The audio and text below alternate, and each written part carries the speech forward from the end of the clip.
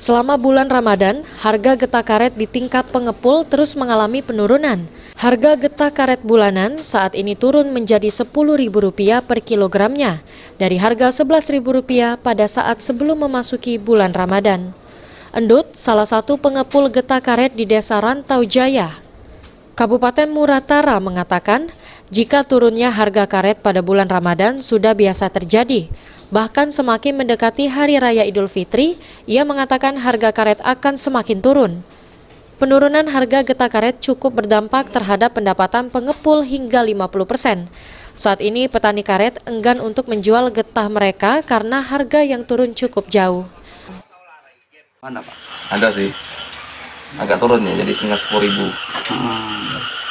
Kalau harga biasanya berapa Pak? Maksudnya? Kalau harga di hari biasanya sebelum puasa ya? Nyentuh harga 11-an lah. Berarti ada penurunan harga 1.000. Ya. Kalau untuk masyarakat sendiri Pak, ada Pak yang malas ke kebun atau mana dengan turunnya harga karet? Pastilah, pasti banyak ngeluh. Masih banyak ngeluh. Kalau dalam satu hari Pak, berapa lah Pak kira-kira dapat?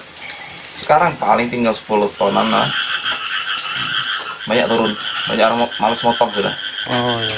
Bisa jadi gak nyimpen untuk lebaran. Kalau dibandingkan dengan hari biasa berapa ton? 2 kali lipatan lah. Berarti turun 50%. Oleh karenanya, ke depan diharapkan pemerintah bisa membantu petani agar harga karet tetap stabil. Karena di Muratara, selain sawit, masyarakat kebanyakan merupakan petani karet. Adi Arianza, PAL TV.